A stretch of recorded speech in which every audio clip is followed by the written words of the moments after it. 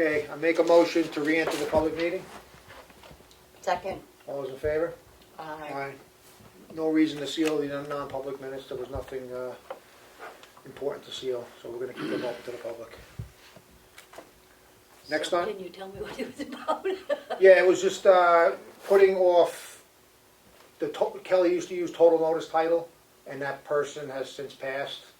So, it's just a matter of switching it to, what was the company's name? Newfound title, and it's just for the deed research. For Right. Oh, the okay. process. That's all. Yeah, It's that just somebody a knows. vendor, yeah. Did somebody know, okay. That was it. Somebody she was comfortable with, that's all. Okay. So, next is sidewalks. What were you saying, TJ, now? You need So we a were. sidewalk machine. Yep, we had someone bring us this, or one of the vendors we use, bring us a sidewalk machine, and we've used it for the past couple of weeks. Now we have a meeting, so you've looked at it. I think it's a great value at $8,500, and I just need approval to It's an purchase it. incredible deal. A sidewalk machine, it must have $40,000 worth of attachments, Yeah. correct? Snow blower, broom, spare tires, snow shovel, you name it, it's got everything. That machine's like 180 new, isn't it? It's about 180 new with all the attachments. So TJ, with his good connections down with the Volvo dealer, right, the Volvo Yep. dealer, gave him an incredible deal on it, so it's a huge savings for us. Perfect for what we use it for. Yeah. We don't have a lot of sidewalks, but the other one just wasn't able to keep up with it, so. The other one, yeah, just kept, the augers, gearbox kept breaking. Yeah. and- Are we keeping that for Zamboni? That'll be kept for the, Ice rink. around the town hall and the ice rink, yep. Mhm. I'll make a motion to authorize the purchase of the snow removing machine for $8,500. Second. Any discussion on it? Good? All those in favor? Aye. Alright. You have in front of you, we updated the unassigned fund balance policy, if you look. It's B, under the restrictions, I think it's a smart restriction going forward, so we don't get into the mess that we've been in. Should have a copy, it's right in front of you, it looks like this, just so you know. See what it looks like? Anyway, if you don't, it was this. So adding that spending of the unassigned fund balance is limited to offsetting the tax effort when setting the tax rate with the DRA. So we're not using it for all kinds of things Right, that's fine. like we were in the years past, and it got us into a financial pickle. I just think it's smart to add that, so. So I'll make a motion, you guys all agree with that, or? Yeah, it's just, this is a yearly thing. I mean, next year we could change that. Oh, yeah, it's just a policy, it's a board policy, and Yeah. technically with the vote of the board, any board can repeal it, but it's just a guiding document that Yeah. just keeps us on track, that's all it That's is. fine. So, I make a motion to approve the updated unassigned fund balance policy, do I have a second? Second. All those in favor? Aye. Matt, I'm gonna sign this one, and then, Sure. you know, oh, you gotta fix it. You gotta fix this, it's got, Oh, yeah. just update that.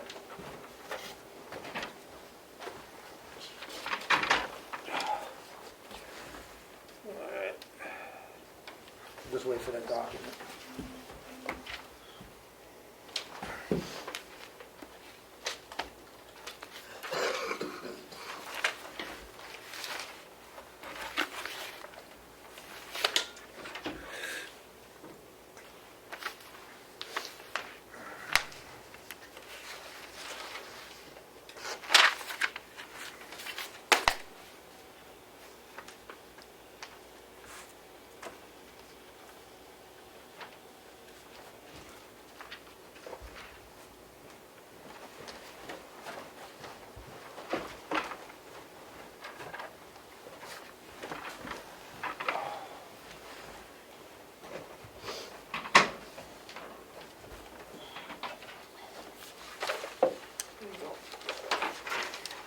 What else do you have? Anything that's not non-public on there we have to go?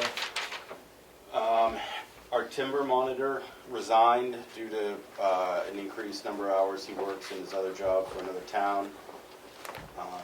He wrote a nice letter, and I have it, but ultimately he believes in the position.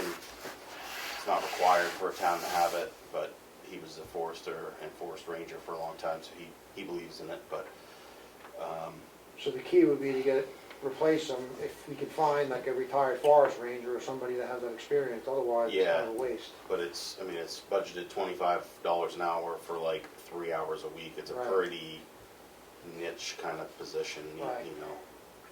So I guess if the board wants me to post it, let me know. Otherwise, I'll wait for a board vote if you don't want to vote on it today, or. Sue, who worked under the timber for a long time, how do you feel about the need for timber? I think it's very important to have a timber monitor because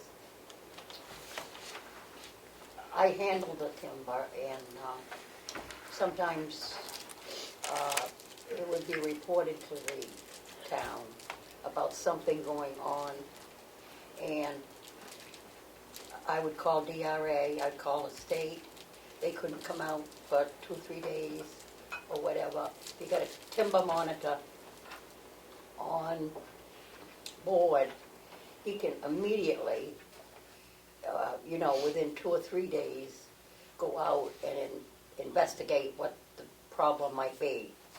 So I found it very, very beneficial to have a timber monitor, because the operation or whatever was going on didn't just disappear and finish the job and go. It was a timber monitor that was very important to take over and find out what the problem was. What do you think? It probably is at times, but also I know just to be, the one timber theft that we had that I investigated personally over at the transfer station, I spoke with the forest ranger, Tom Trask. He is active and about. He's constantly looking for illegal cuts. He's constantly checking up on intent to cuts, and he did say to me, anytime you have a complaint of an illegal cut, you contact him, and they gladly run right over and do that because that's their job. So I don't know, I understand Sue's point. I don't know if it's having somebody on staff is any more efficient at 3 hours per week versus having a full-time forest ranger out and about conducting those type of inspections. So, Well, could Not- you look, Not only did the timber monitor go out when thought necessary, but he kept records. He kept a log of what was going on. He kept good records. You could see his books downstairs. I would like to review it. I honestly, shame on me, I've never looked at his records on what he does. I'd like to review it before we make a motion to put it out for hire if needed, if that's okay. well, if we do go out high, couldn't you get somebody who was basically on call, who doesn't physically come here and sit 3 hours? You could, yeah. But Would that be, at least we get somebody that's a phone call away? you could, that may be harder to fill than someone who's getting guaranteed 3 hours a week. On-call makes more sense because to Sue's point, these things don't always come on a Tuesday or a Thursday, and if it happens on a Monday, you want to have someone go check it out on Tuesday.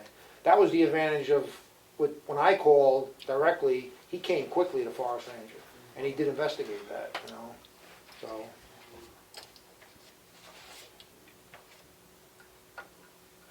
Well, I'd be willing to try it Mhm.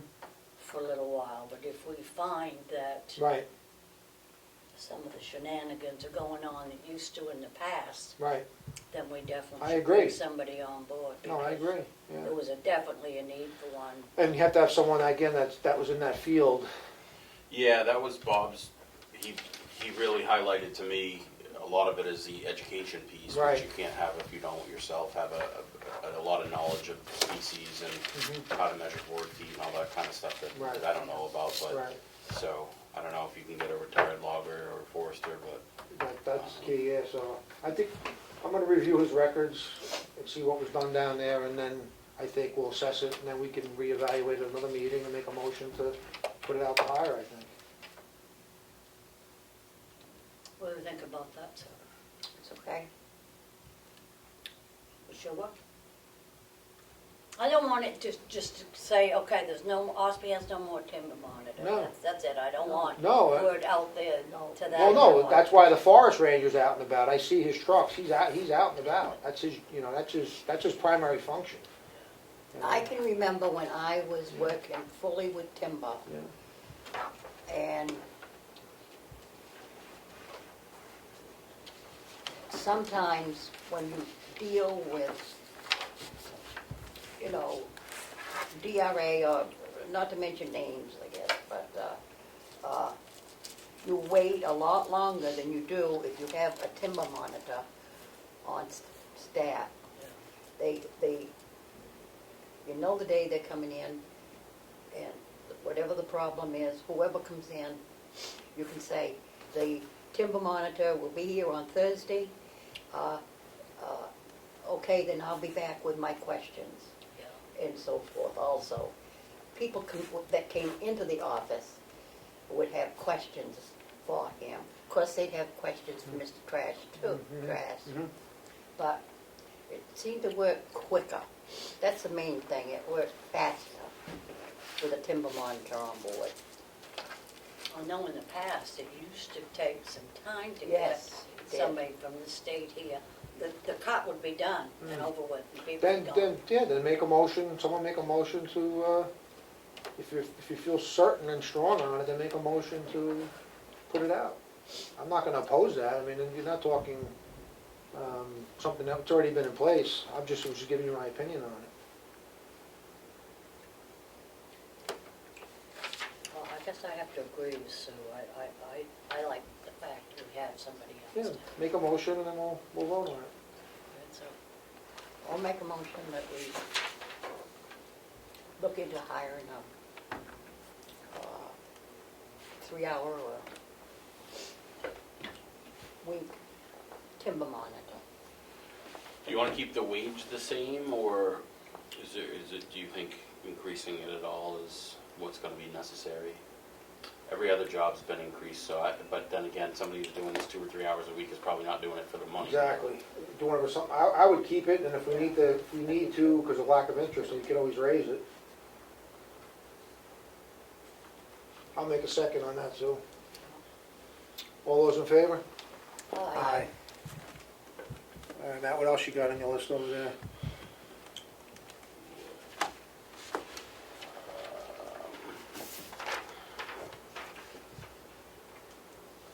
Children Unlimited submitted a warrant article after being cut from the operating budget for the Budget Committee's operating budget, so I'd like to recommend that someone make a motion to remove it from the Selectmen's operating budget and recommend it as a warrant article. What was the amount again? 3,000. I'll make a motion to recommend the Children Unlimited warrant article for $3,000. Do I have a second? Second. Any discussion on that? No? All those in favor? Aye. Aye. I'll make a motion to remove the $3,000 for Children Unlimited from the operating budget. Do I have a second? Second. All those in favor? Aye. So that's... What else you got, Matt? I should take the minutes. Old Home Week is soliciting to see if, as usual, the selectmen want to sponsor a small page or some sort of ad in the advertising newspaper. It's $35 for a 1x1 space, $65 for a 2x2 space, $130 for a 4x4, $250 for a half page, and $350 for a full page. Didn't? The selectmen, The town town. sponsors a page. But they didn't used to, didn't you guys used to just put that in there for? well, there was always a 2x2 ad in there. from the Board of Selectmen. Yep, Is that, I think that's what we're talking about. And what is it's just an ad that's, that either congratulates Ossipee Home Week, okay. Or we support them or something like Yeah, that. I know we there used to support be them. ones. All right, so I'll get a 2x2 ad approved to them. and I'm sure there's one of those, last year's Old Home Week newspaper Perfect. around, and they've had that in for years, yeah.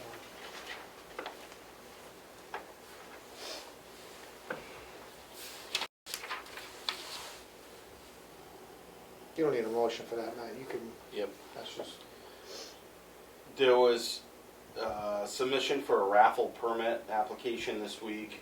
John asked me about it, and I said I really didn't know the history of that, somebody needing a permit to have a raffle. right, I suggested possibly, like we've loosened up on other stuff to the point where the Selectmen's office secretary is signing off on use of facilities because she manages the calendar, and whatever she told me, yes or no, was what we did anyway, and that was the same when the board was signing it every time. So I don't know if there's any benefit or more narrative or dialogue that goes with the conversation about the raffle permit, but if not, I just wondered if the board wanted to rescind whatever policy or ordinance previous board created requiring permission, because I'm not sure what the town's regulatory authority is in requiring an application and a permit for a nonprofit to have a raffle. right, White Horse, it was a White Horse raffle. Why would they have to contact us to hold a raffle? I'm not sure. Yeah, I I just don't- know that over the years, it was something that was done.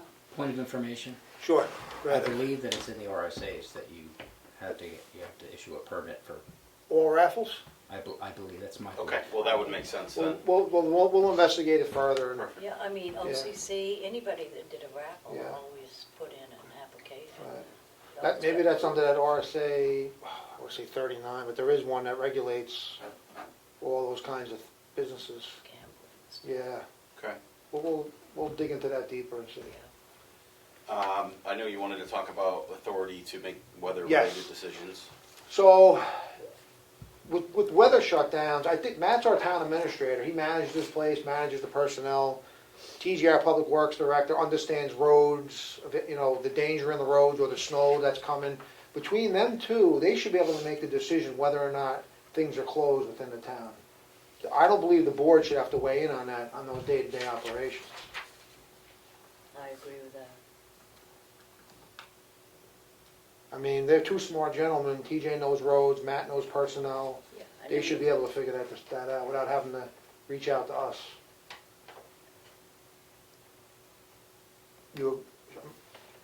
Yeah, I agree. I'll make a with motion, second, then we'll go into a discussion if we need more. So I'll make a motion to give Matt the authority on when and how the town facilities close due to inclement weather. Do I have a second? I would think as Public Works Director, he certainly knows what the road conditions. He might not know tonight, but you get a pretty good idea what they're gonna be in the morning. And I'm assuming they work fairly close together, Right. that they could comfortably make that decision. So you have making a second? That's a second. Okay, any other discussion?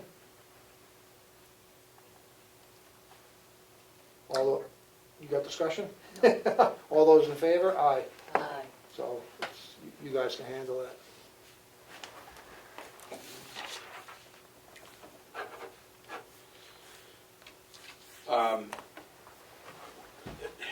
In paying invoices today, John had a question about Young's Road. Obviously, I'm familiar with why we have a hired contractor, because that's way out of the way, and we don't have any town roads that we plow. And it's been a long-standing tradition of that it makes far more sense to hire somebody, but that got into a deeper conversation. And what are your thoughts about, it's probably too late for this town meeting, but theoretically, I'm not sure why that's a town road. If we move it to a class 6 road, then the development there could assume the responsibility for the maintenance of That'd be it. awesome, yeah. Right, I saw the AP invoice reviewing them for $1,100 for this last We have year. another one for 15 coming too. Right, so why are we paying for that particular, I don't know the history of it, and that's what I'm saying, so I So when I don't, first started, we actually did it ourselves, and it just proved that That's why why Ossipee did it in the past. They hired, I think it was Matt's father or whoever it was that did it before, because it is a huge burden for that truck to drive all the way down there for just, it's 450 feet of road, so. So that's, that comes out of your, under your budget for contract services, I guess. That's right. Yeah, Yeah. So that's something to discuss for the future, I guess, for next town meeting, for a possible Class 6 road. and to get away from that, we can do it. It just proves to be really hard to do. Well, it only serves 2 or 3 taxpayers that aren't part of the association there, so I don't know if the association, you know, and those taxpayers could come up with an agreement or something, but it's the bulk of that. I mean, the road serves. Where is almost the no road purpose. again? Off Browns Ridge Road, Off Brown's Ridge, okay. it's just only from here to the salt shed long, that's it. Wow. But it's the only access point to Browns Ridge Estates Homeowners Association, which is several dozen houses, but they are a private road and have their own plow contract. So this road leads into there? This road Yeah, gets you have, the guy that plows it has to drive right Young's Road. to get Really? there, yeah. Okay, that doesn't make any sense. Right. That makes absolutely no sense. That's why we usually hire the person that's plowing Browns Ridge Estates. Right. Okay. You want me to keep going, John? That's Yeah. almost it. Yep. I know you want to talk about getting clarity on, like, the duties of the chairman of the board and stuff. Is that something you want to do in a public or non-public, or? No, yeah, we can do it now. So we never really said on this board, because it's kind of just done a certain way, what are the duties of a chairman? I know it's always been historically setting the agenda, setting the meeting time, and setting the meeting date. Is that the assumption that we've always had? Because that's the way it's always been done. Okay, I just want to make clear on that. That we all understand, because a lot of boards make motions when they newly form, the rules of the chair, if they're going to adopt Robert's rules or whatever other kind of parliamentary procedure. But I don't want to get into that because that's too convoluted. So. That was always good enough. Right, and that's what I'm saying. I'm just making sure. There was a conversation I had with somebody else, and I just wanted to make sure. So that's fine. We'll leave it at that. So the chair sets the agenda essentially. Which is good. That's all. In my opinion, that's all it should be.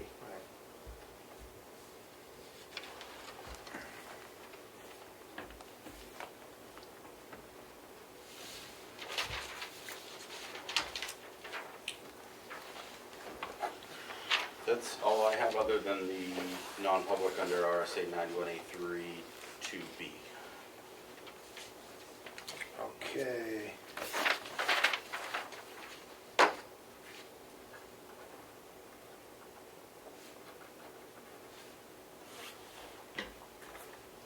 All right. I'm going to make a motion to go into RSA 91A3 2B. Do I have a second? Second, Do I have a roll call? Martha? yes. Sue? Yes. And myself is yes. We are a non-public. Sorry, who was the second, Martha? Martha. That's session 2. Thank you.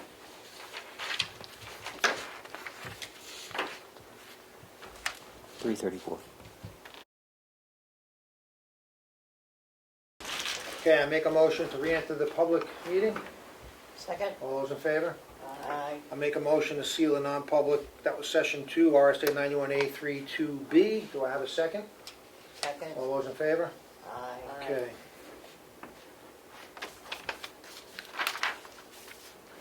So, one other thing we can do in the red folder, there's a letter in there. I guess we could do this downstairs. Which one? Regarding the, The DRA or? no, not that. No. Here, pick out what you want. All right. In fact, pick out what you want for the meeting too. Okay. So, All right. then I'll take it. So, yeah, actually, we'll just do it downstairs, I think.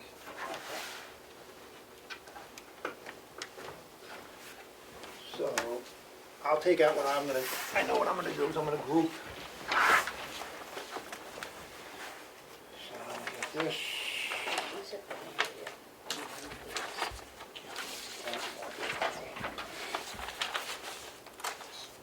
Ooh, did I do it?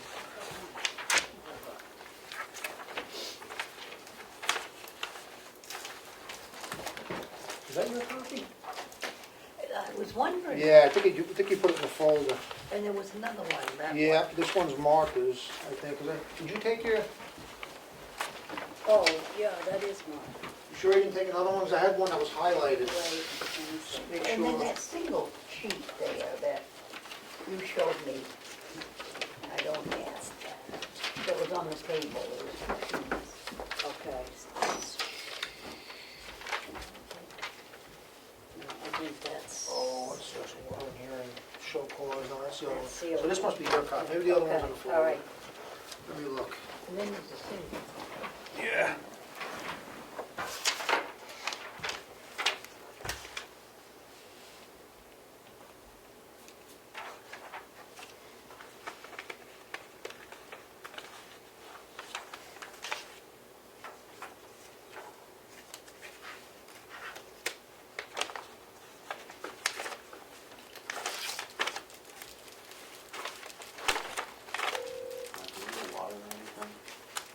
No, it's a lot.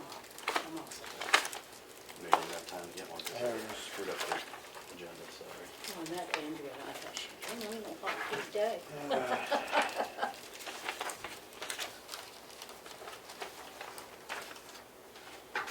What's the receipt for that?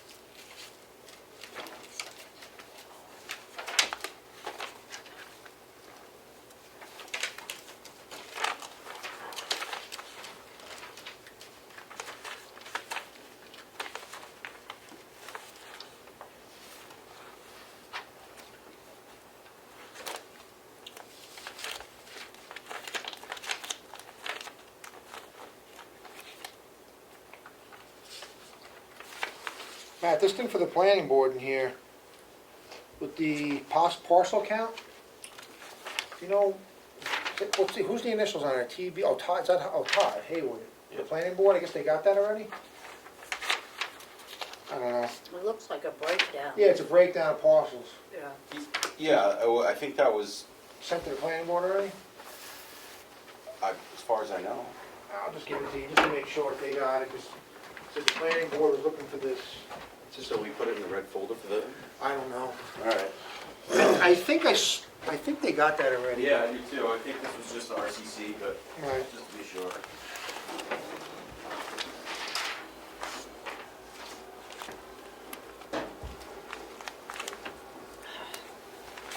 Oh, so we can do this here.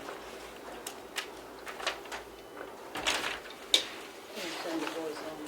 What's that? Can you send the boys home? Or- Yeah, they're at home and they come back.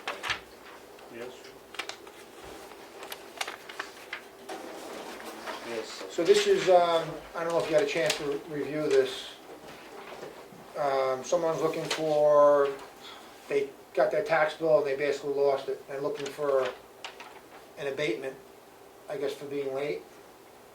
They lost it. Yeah, I mean, we're not, you're talking, penalties were $15 maybe? I mean, everybody that loses a bill, we can't abate it. If the guy was in the hospital for a month and he proves it to us, we can't abate that. If I lose my car payment, you think that? No, that's what I'm saying, so, Abate it for me, it's my bill.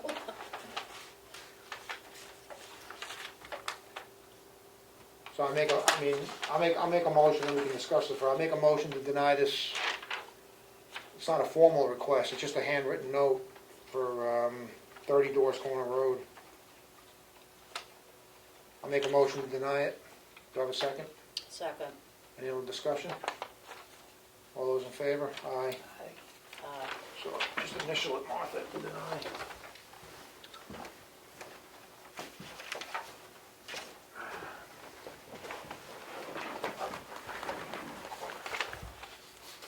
probably 10 to get back home. Some of these things I'm just gonna go through, just so the meeting's not as long down there, since we got time. This is the settlement agreement for the property that we sold on 97 Ossipee Mountain Road. That was the one that we listed with the Realtor before the tax auction. And it's sold, and this is the Selectmen's deed. And I'll make a motion that we approve it. Second. Any discussion? All those in favor? Aye. So this, Sue, you signed this already, right? Yeah, that's you. So, you got an initial here. There's quite a few spots.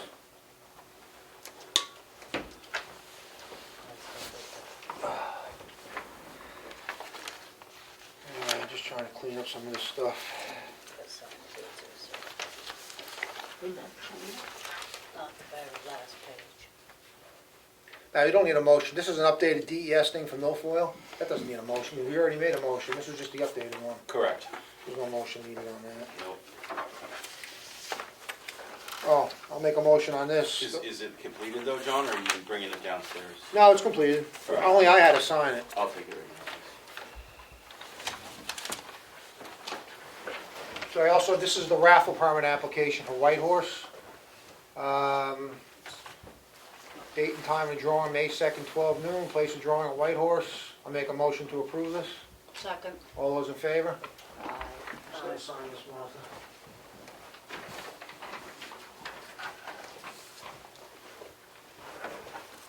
All right.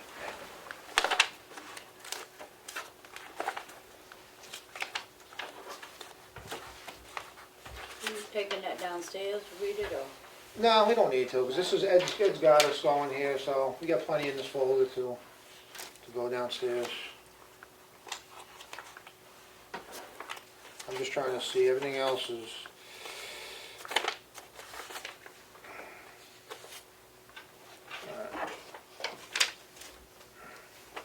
Matt, you want me to proofread this, is that where it's going? So it's already been approved by DRA and by the town attorney, Oh, it so is? it's really approved. It's one of the most But it's- important documents of the year. I wanted to give you a week to read it anyway. Ideally, there'd be no edits now because Okay. we need reapproval, but if there's something glaring that you want added or taken out, then now's the chance. So I took out, go through this, see what you would like for downstairs. Here you go, Martha. This is Leave me the alone. closing documents for 27 Thank you. Ossipee Mountain Road.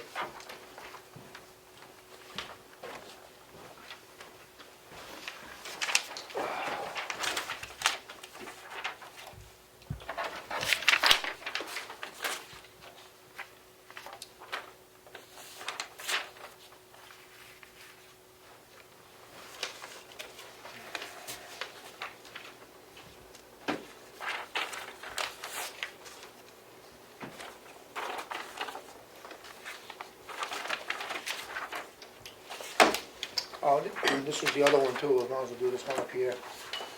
This was the letter to give Todd Haywood, changing the system to identify exempt properties. This all came about with the Masonic BTLA case that we were part of. This is basically to bring Avatar into compliance. I don't want to say compliance, like there was something being done wrong.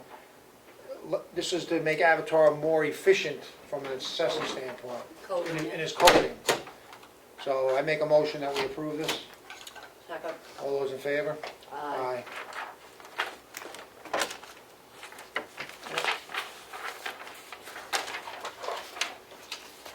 Okay. I'll make a motion to recess till 4:15. Second. All those in favor? Aye. There you go.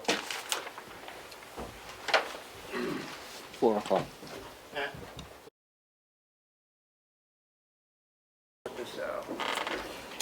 Okay, we're going to reconvene the meeting. Please stand for the Pledge of Allegiance.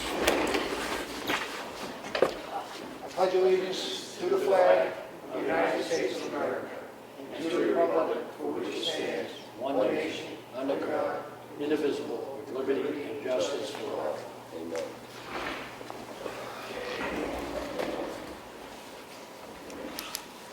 Open the meeting to the first public input. I have a question about the, State your name for the record, please. my name is Dallas Emery, Senator Ossipee. I was wondering about the warrant article that was signed by you guys at the last meeting. We haven't been able to come to a meeting in a few weeks, so. It was for the Schools Out program. My question is, you guys agreed okay, yeah, well, we agree with this, but did you look at it as, from a budget committee point of view? There was, the warrant article actually asked for $49,000, which would be a normal budget for the program, except for there was $35,000 left in the program already. So my question is, why would you accept that as okay, as selectmen, without checking into it?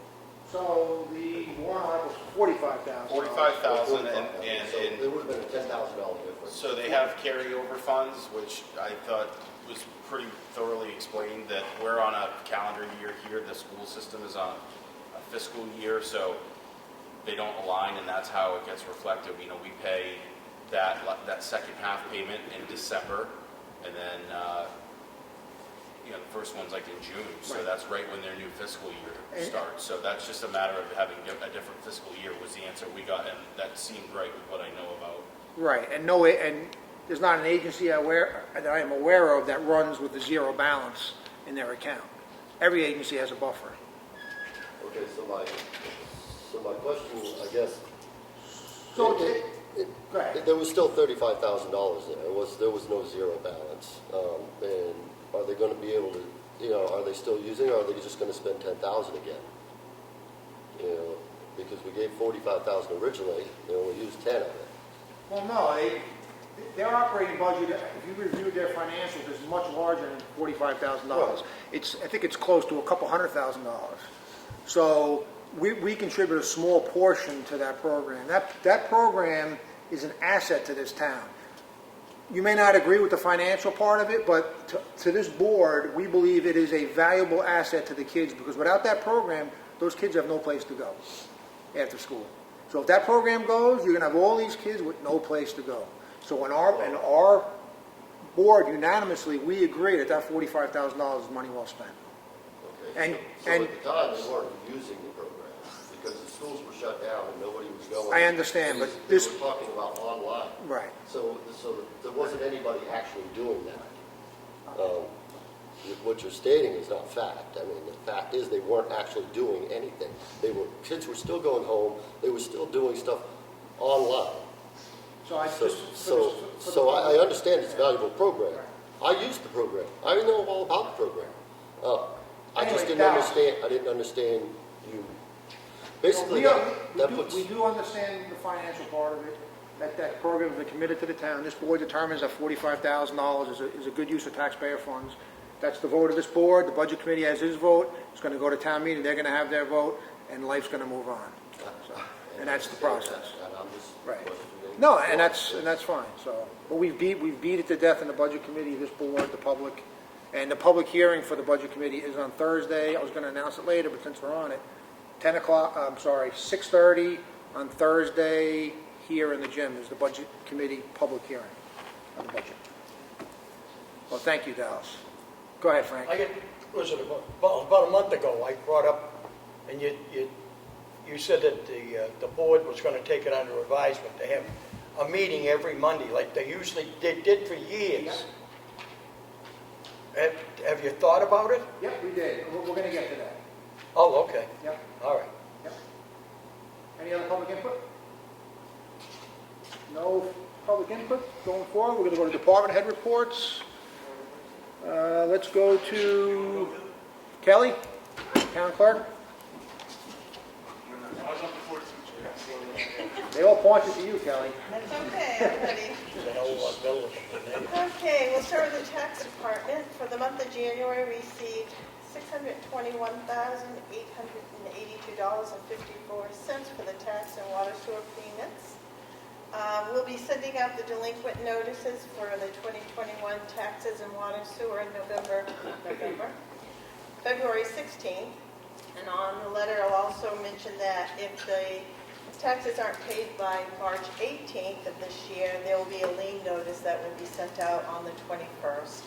And when you get a lien notice, you're encumbered additional anywhere from 18 to 20 some dollars, depending on how many properties you have. So if you pay before the March 18th, you can avoid lien notice fees.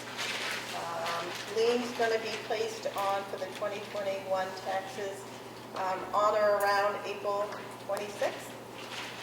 And we are now looking at around June 20th for the deeding of any properties that have not paid their 2019 taxes. And now we're on to the town clerk. The town clerk received $120,329.59, and that's for auto renewals, new vehicles, boat registration, vital records, and dog registrations. Dog registrations are due April 30th. Anytime you can come in, you can do it online. We have a Dropbox. Town elections will be on March 8th. Polls will be open from 10 to 7. Absentee ballots should be available sometime the week of February 14th. They'll be due back to us on March 7th by 5 p.m. The town meeting will be on March 9th. I'm assuming it's going to be here. I'm hoping it's going to be here. So it'll be March 9th at 6:30. Candidates night is February 28th here at the gym, 6:30, and Katie Meserve volunteered to be the moderator. And the list of candidates for the election for Selectmen is Sue Simpson. Town clerk tax collector is Kelly Skian. Moderator is Katie Meserve. Trustee of the trust fund for 3 years is Angela Eldridge. Trustee of the trust fund for 1 year is Catherine Paris. Cemetery trustee is Crystal Eldridge for 3 years. Library trustee for 3 years is Patricia Pastel. Supervisor of the checklist is for 6 years, and that's Robert Pastel. We had nobody sign up for budget committee. There are 2 seats open, and they're each 3 years. So if somebody wants to do a write-in campaign, that would work. On the planning board, there are 2 seats available. We do have 3 people running: Sharon Cohen, Donna Sargent, and Connie Billings. And that's how they'll be presented on the ballot too, because of the way the state rotates how people are put on the ballot. Does anybody have any questions? Thank you, Kelly. Right. Who wants to go next? Very good. Right. I'm going to go back a little bit into December just because we didn't meet last month, but we had an ATV and snowmobile safety course on December 18th held here. We had 20 participants for that. We partnered with the New Hampshire Fish and Game to offer that. We also finished up our Sporty Shorties, dodgeball, court sports programs as well. Those were very well participated in. We had 41 participants in court sports and 39 in dodgeball. And those programs stopped, and we had started youth basketball has been running since after Christmas break, and we'll go for the next couple of weeks before we finish up. We have almost 80 players signed up for that, so things are going really well. We have some great volunteer coaches. Our teams are doing really well so far, so it's great to see them getting to play games and stuff for the older kids, so that's been exciting. Let's see, over Christmas vacation, we held a kind of like a mini day camp program on Tuesdays and Thursday. We had over 30 participants in that, so it went pretty well. We'll do that again next year and hopefully build, now that people kind of know we're doing it, hopefully we get a little bit more participation in that next year. We continue to do Parents' Night Out once a month, and numbers are still going strong for that. Our next one is this Friday, and registrations are going well for that. We had our first adult cornhole league has been going since the beginning of January on Wednesday nights. We have 12 teams, which is the max we set it at, so that's filled up. It's going really well so far, and that'll go for a few more weeks. Let's see what else we got here. The skating rink has been open since the beginning of January. TJ and his crew did a great job building kind of a rink inside of the rink, and they've been helping me clear it when we get snow and keeping it going. It's been a pretty big success this year, I think, compared to the past years, and we're still fine-tuning it, and there's definitely things we're learning this year to hopefully help for next year, but overall we're happy with that. probably will be closed, I guess, the rest of the week based on the weather we have coming, but we'll keep it open as long as we can. Let's see, spring brochure with all of our spring programs, including an adult sign making class, paint night.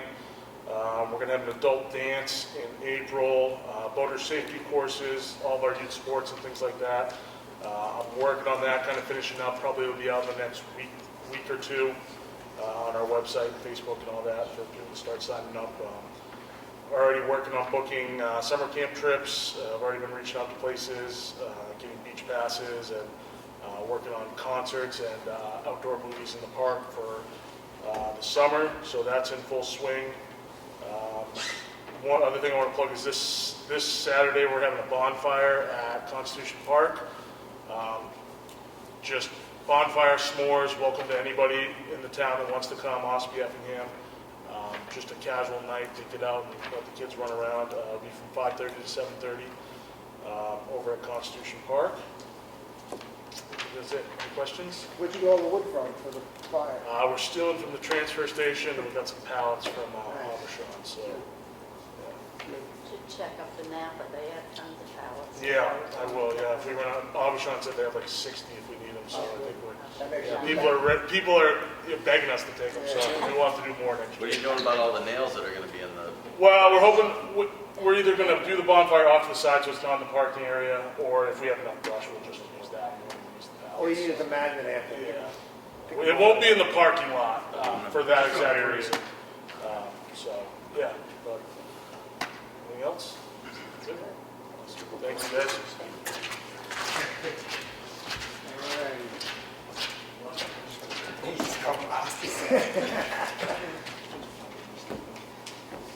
All right, so first month of the year, down and out. Still averaging over 1197 for calls for service. Bear with me, I got a cold, so. We had 12 people arrested. The ACO handled 5 calls for service. We got in, the detective currently is pretty well swamped in some sexual assault cases that we've got. He just got bombarded with over the past month.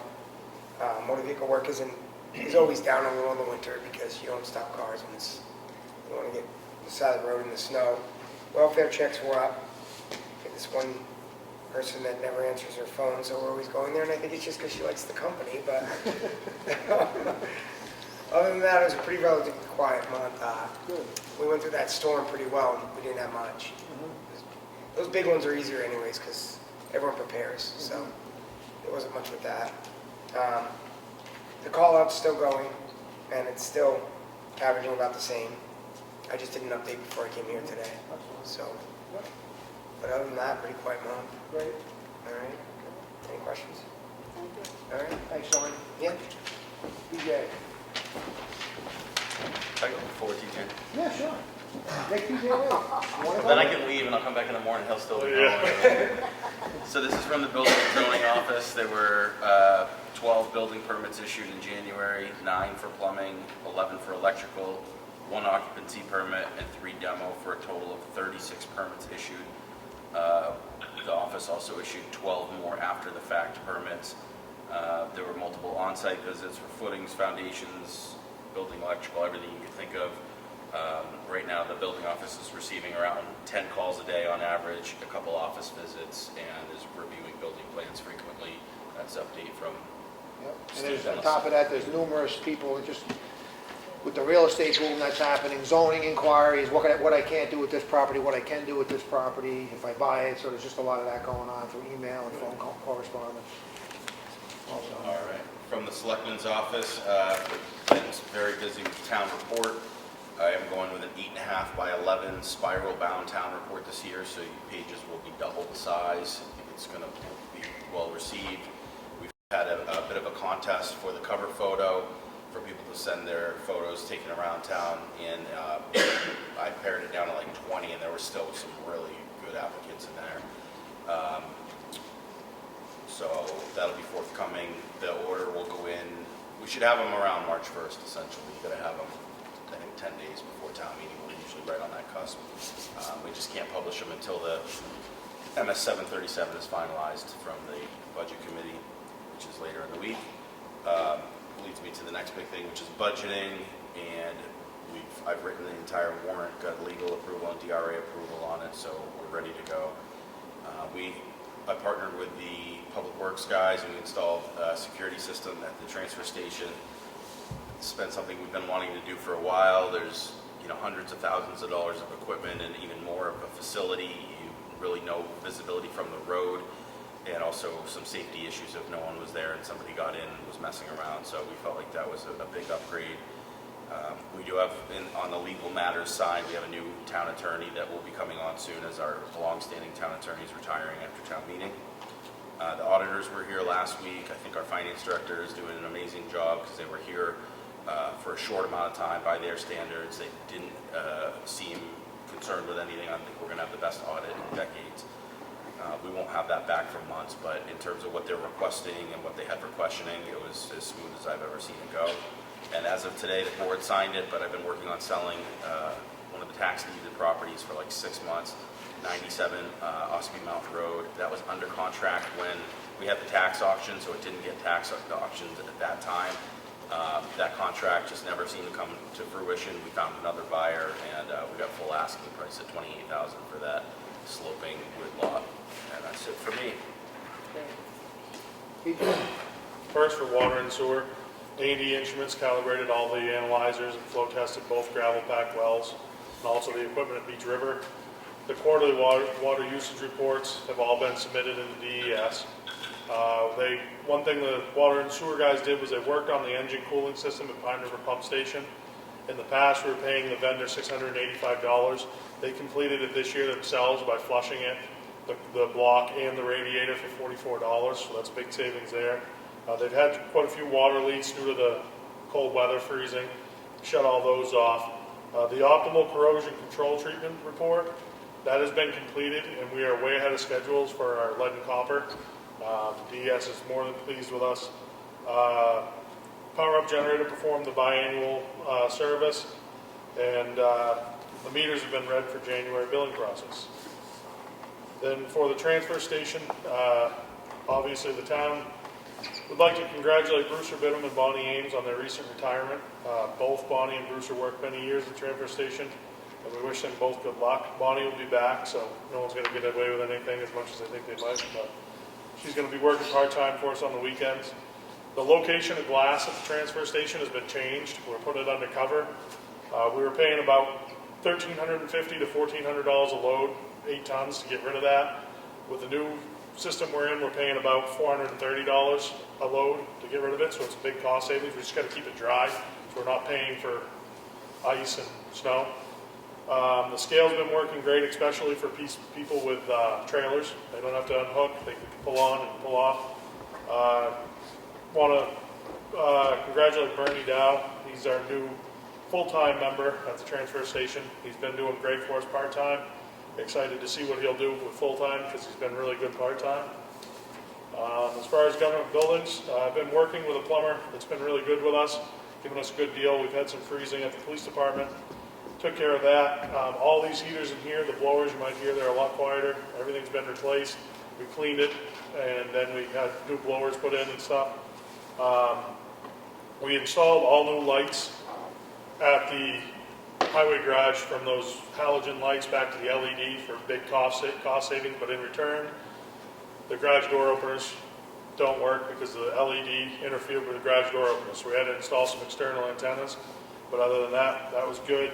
We did have some more lights put over at the transfer station because they're open a little bit later. And in the short days, we have, sometimes it's dark. So hot water tank went at Main Street, we fixed that. We did find some bacteria in our diesel fuel tanks. They're being treated by our new company, Certified, that comes in and treats our diesel. And we just went through some of the coldest weather you're going to have around here for a long period of time. And with that new system that's put in there that injects the stuff into our fuel, we had no congealing on all the diesels. So that just shows that was working. Vehicle and equipment maintenance, that's a new budget we have now with Scott in there. He continues to work every day to keep all the fleet on the road. He's got all the cruisers now, everything.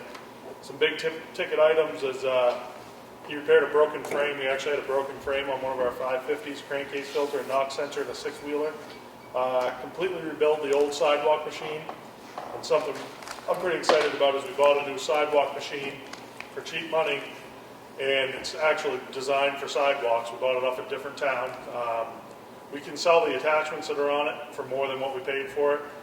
One of the selectmen has seen it. I think maybe everyone's seen it out on the sidewalks, but it's quite a machine. It's a $180,000 machine, that brand new. It's 2016, I believe, and we paid under $10,000 for it, so it's a big deal, and it works out great.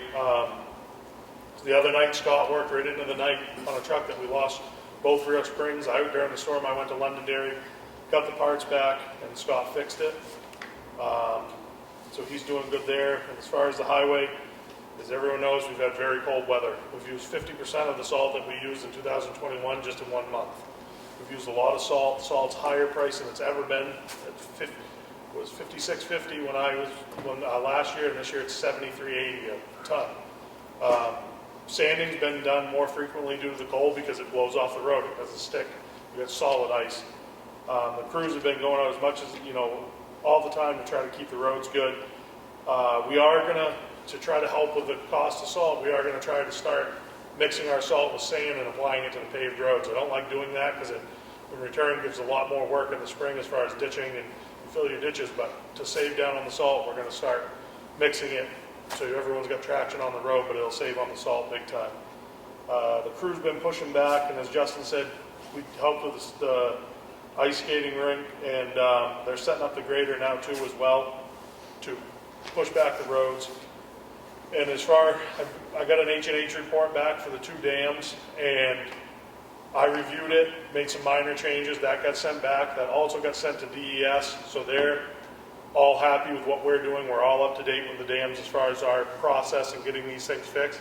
It did not go any higher on the risk level, and it did not go any lower on the risk level. They're both significant risk. And if you want to see what a significant risk is, you can go on DES website and it'll list out what it is.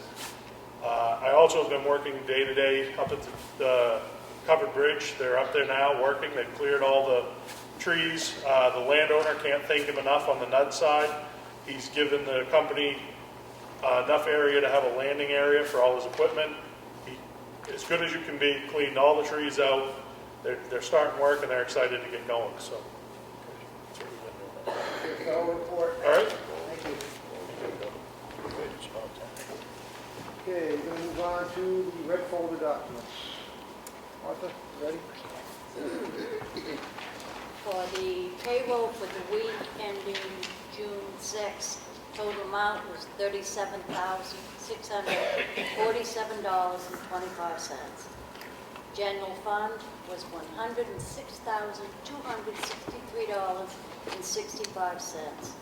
Water and sewer combined is $2,440.92. We have a permanent application for property tax credit for a veteran's exemption property located at 15 Brownell Road. We have another veteran's widow exemption. The property is located at 95 Ridge Road.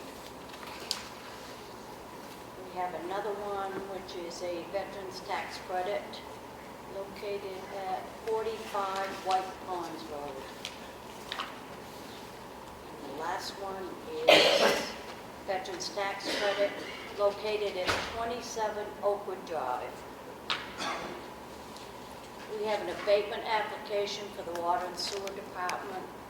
Property located at 20 Moltenville Road, map 92, lot 78. The property was sold on December 21st.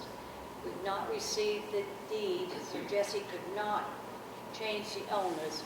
She'll do a supplemental warrant for the new owner. The amount requested is $23.66. That's it. I have the work session selectmen's meeting for January 24th. I make a motion we approve these minutes. I'll second. All those in favor? Aye. Aye.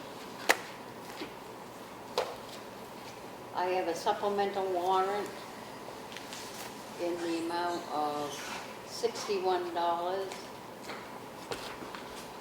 And this property sold before the tax bills went out. Map 29, Lot 1, Sub 149. I make a motion we approve this supplemental warrant. I'll second. All those in favor? Aye. Aye. I have a yield tax levy in the amount of $633.14. Map 224, Lot 3. I make a motion we approve this yield tax levy. I'll second. All those in favor? Aye. Aye. I have another yield tax levy in the amount of $119.80. And it's map 62, lot 39. I make a motion, we approve this yield tax levy. I'll second. All those in favor? Aye. Aye. I have a water and sewer warrant.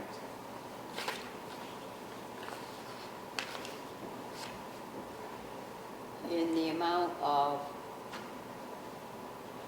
$23.66.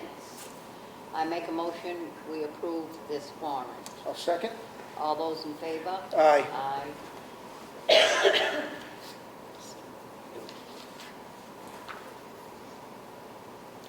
I have another water and sewer warrant in the amount of $33,206.87. I make a motion, we approve this warrant. Second. All those in favor? Aye. Aye. Motion carries. That's all I have. Okay, I have a request for a clerical abatement from map 29, lot 1, sub 149, in the amount of $61. I have a request for clerical abatement for map 29, lot 1, sub 625, in the amount of $207. I have a request for clerical abatement from map 279, lot 4, sub 1, in the amount of $449. I have a request for clerical abatement for map 279, lot 4, sub 1, in the amount of $395. I make a motion to approve all those clerical abatements. I'll second that. All those in favor? Aye. It's an easier way of doing it. Some guy that was smart directed me to do it that way. Rather than doing them one at a time. So I have a letter here sent to us from William Marsh, representative, dear Chairman Smith, members of the Ossipee Board of Selectmen.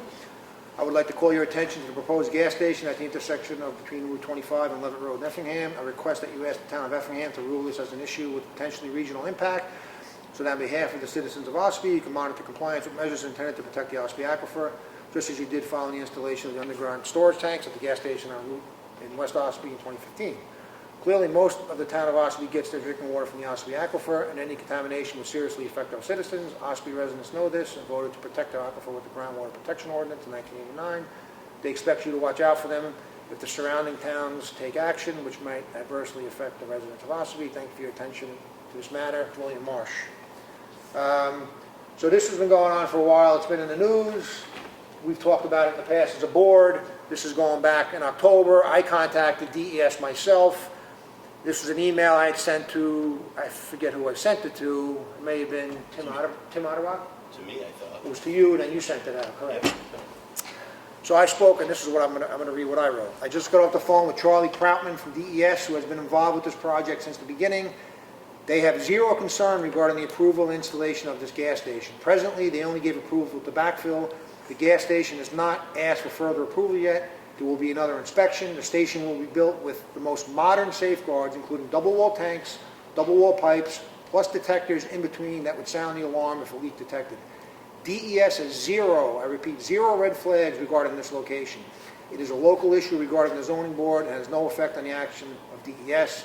Based upon the assurance of DES regarding the safety of this installation, the opinion of the Board of Selectmen is irrelevant and has no legal standing.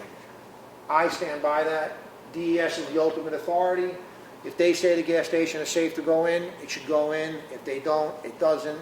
That's, even if I opposed it personally, I could never stop it because DES gives the approval on it, not the Ossipee Board of Selectmen.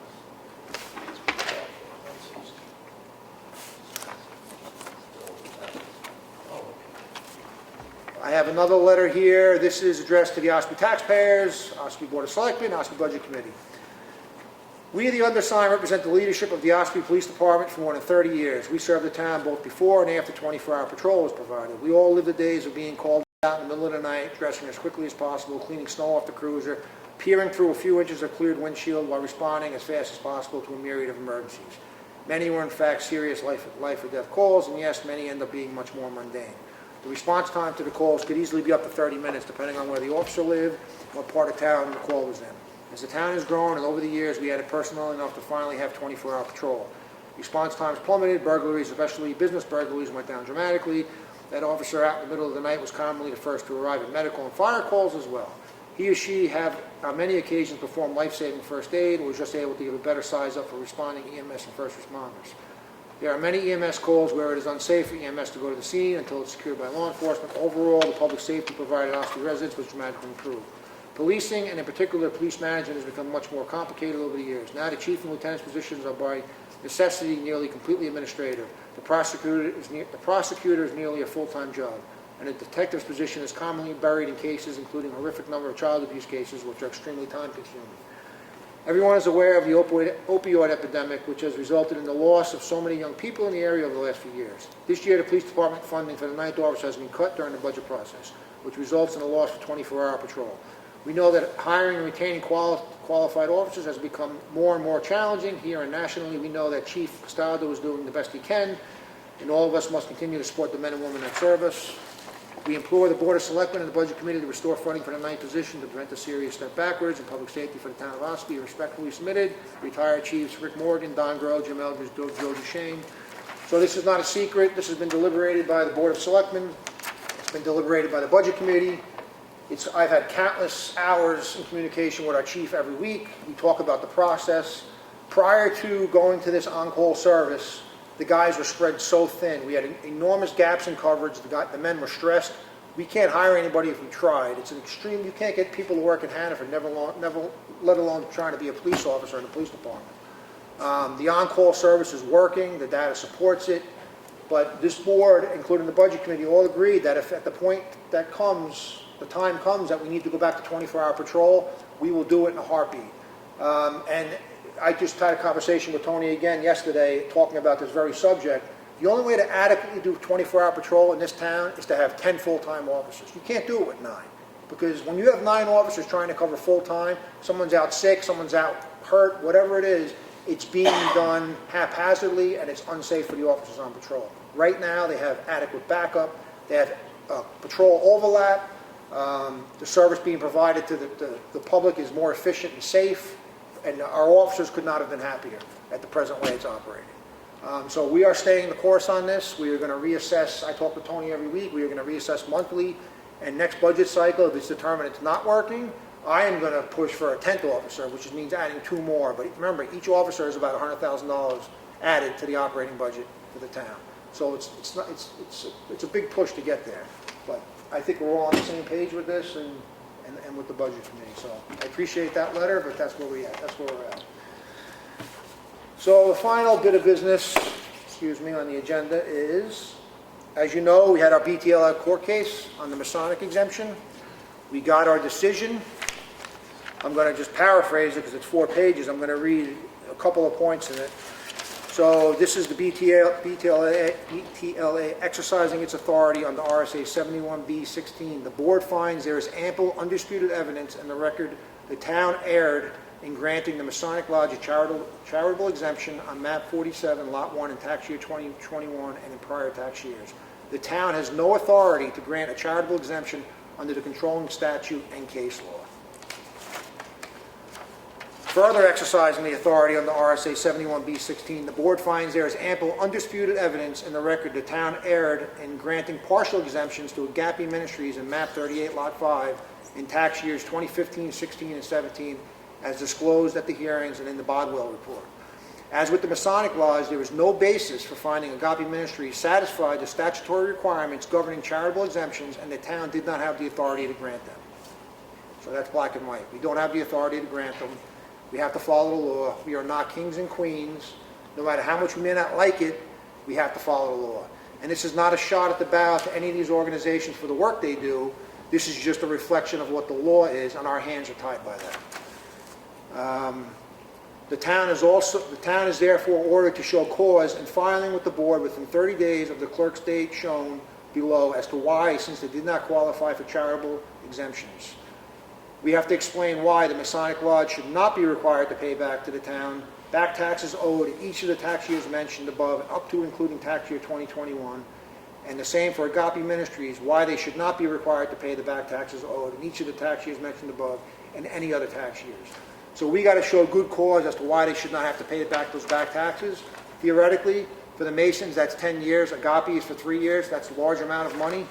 I don't blame the organizations. I blame previous boards for granting it and putting them in this situation. This is the court's decision, and we have no choice but to abide by it. If anybody wants to see this document, it's here for review. Okay. Any other old business? New business? I got one thing. Sure. Maybe we could shut the Christmas lights off. They're still on. They look so nice. Yeah, we'll shut them off. I think the season's passed. Yeah, I think that's Maybe to send you a reminder. I think that's a good call. I'll take care of the upstairs ones for you. Okay. Maybe they're wrong. I just think it's terrible. Yeah. Well, yeah, we're in February. It's time. Yeah, it's time. It's time. Okay, so new business. I guess it's new, it's kind of old. So in the spirit of cooperation with meeting weekly, Sue Simpson wholeheartedly believes we should be here every day at 4:15, well, not every day, every Monday at 4:15. Although I am the chair and I do set the agenda, I do set the meeting time, and I do set the date as the right of the chair. That's my obligation. But in the spirit of cooperation, I'm going to make a motion going forward. We meet weekly on Mondays. Unless there's a holiday, then we're not here. Oh, you can't get a quorum. But I also reserve the right as the chair that if we don't have a meeting on a Monday, we were not going to hold that meeting. I still reserve that right. So do I have a second? So you're gonna have it every Monday unless something else. Correct, unless I say we're not meeting next Monday, Okay. then we don't meet. All right. Second. All those in favor? Aye. I also, in my reading, as I always try to read RSAs and make sure we're staying abreast to what we're supposed to do and our obligations as a Board of Selectmen, I was reading RSA 673-2. We're supposed to have an alternate ex officio member to the planning board. Right now, Steve's our ex officio. We're supposed to have an alternate to cover that position when Steve can't be there. So, be reading that, I'm going to make a motion to have Sue be the alternate ex officio to the planning board going forward. Do I have a second? Second. Any discussion? Yes. We ought to discuss it. Yeah, any discussion?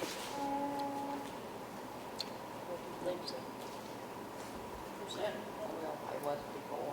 What's that? I was before. It would just be you're the alternate, you're not the actual member. Right. You're just the alternate.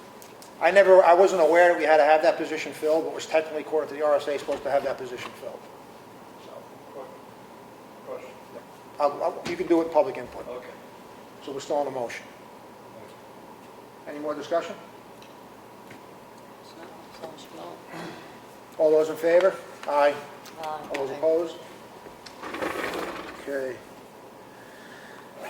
All right, that's the end of that.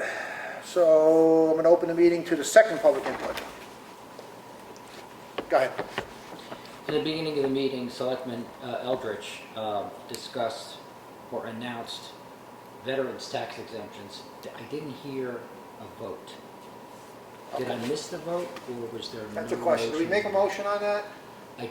I didn't hear a motion. You're I good. heard you announce the veterans' tax credits, but I heard no motion. Maybe- I think you're right. So I thought that was all that was necessary. I can make a motion for that. Since you read them, just do one blanket motion for the number of them. I mean, you read them already, so you Right. could just motion to, Right. Make a motion to approve the veterans' tax credits that were read previously. Second. All those in favor? Aye. thank you. Okay, any more public input? Just one. Go ahead. Who is the code enforcer right now? So we have a building inspector side and we have a zoning enforcement side. Right, I thought it was combined. It No, was at they're- one time. They're actually, well, they can be under one employee, but now we have two part-time employees covering those Okay. positions. All right, that's all I wanted Yeah, to know. yeah. So, and it's working out pretty well right now. It's a good savings for the taxpayer and the job's getting done. Any other public input? Nothing? Okay, no further public input. I'm going to make a motion to adjourn. Do I have a second? Second? All those in favor? Aye. Aye. Now, it's 4:50, let's see here, 4:58. I'm going to make a motion to open the public hearing for the building permit fee schedule. Do I have a second? Second? All those in favor? Aye. So the building permit fee schedule is something that should have been updated last time we updated the fees. This is simple. It's adding, right now when you get a plumbing permit, it's $50. But for example, the large property down the old Brick Manor. So that building permit was only $50 for the entire thing. Our building inspector is going to spend countless hours there inspecting 16 units. So this is in line, actually it's quite a bit cheaper than many other municipalities. It's going to be $5 per fixture. So if you have a bathroom, the toilet's one fixture, the sink's another fixture, the tub, so that bathroom inspection is going to be $5 per fixture. Same thing with the kitchen and however it goes around. Also, electrical is the same thing. Right now it's $50. It's going to be $5 per thousand of the project cost. Again, because electrical is a lot of time spent, there's a lot of resources spent, and at $50, it's just not covering it. And the building department should be a department that basically covers itself. Because there's people in this town that never use it. You'll have people on fixed incomes that are older, they'll never pull a building permit, but they are subsidizing it through their taxes, and that's not right. It should be paid for by those who use it. That is the fairest way of assessing these fees. So it's really that simple. So I'm going to open it up to public input on this. Any questions? Nothing? No questions. Okay. Any questions from the board? No? Okay, so I'll make a motion to approve the changes as presented to us that I just discussed. Do I have a second? Second. All those in favor? Aye. Okay, that's done. Well, I'm going to make a motion to close the public hearing. Second. All those in favor? Aye. That's the end of the public hearing. Thank you for coming. 5 o'clock.